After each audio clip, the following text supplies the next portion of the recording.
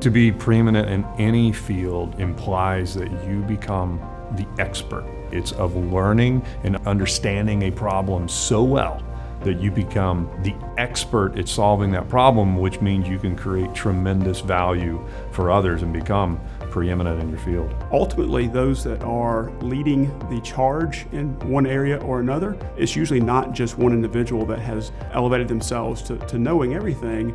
They surround themselves with people that understand an area, an industry, better than anyone else. You have to have focus. I think you need to spend a tremendous amount of time. It really takes up to 10,000 hours to be an expert or to be the best in one's field. For what you're trying to accomplish, the people that are around you, if you're leading them, you have to understand why they want to be part of your journey and really being situationally fluent in how that's going to help them be successful, which ultimately gets you where you want to be. What I love most about our business is the fact that I get to serve. I grew up in a service family. Our business is a service business, and daily I get to serve the individuals who have disabilities to help live their best lives. The thing that I love most about what we do is that we have the ability to give back.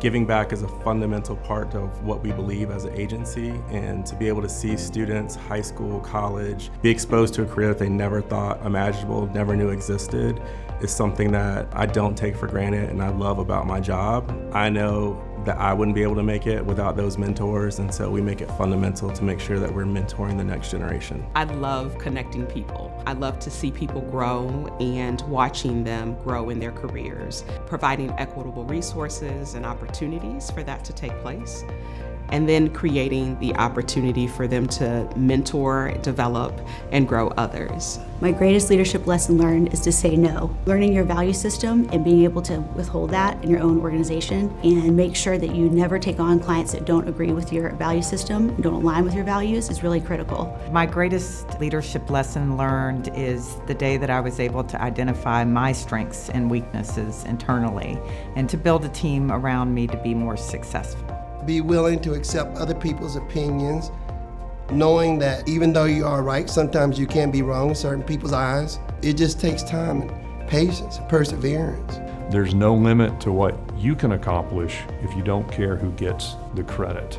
And that's something that we talk about in our company often, is that if you are achieving great things, you don't have to look for recognition of it.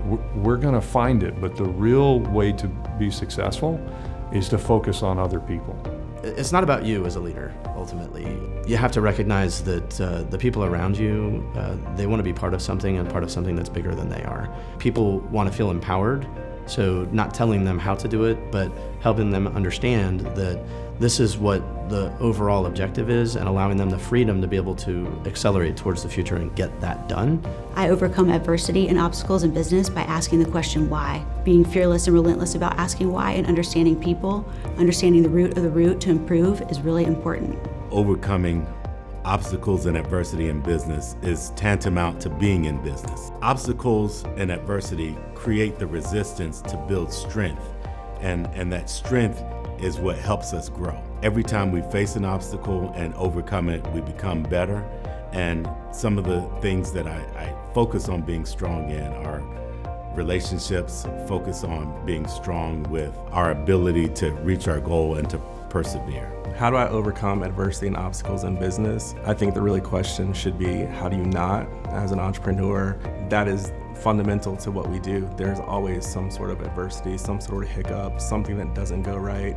And ultimately the test of those that make it and those that don't is how you respond to that adversity. All Titans really need to remember that someone helped get them where they are, and it is up to you to make sure you bring others along. There's mentors and there's sponsors. There's a big difference. Everyone needs mentors, but if you want to be successful, you need a sponsor. A sponsor goes a level beyond what a mentor does, and they bring you into the room.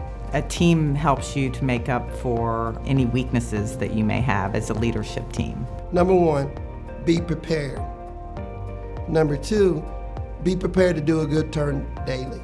I believe a Titan should lead with integrity.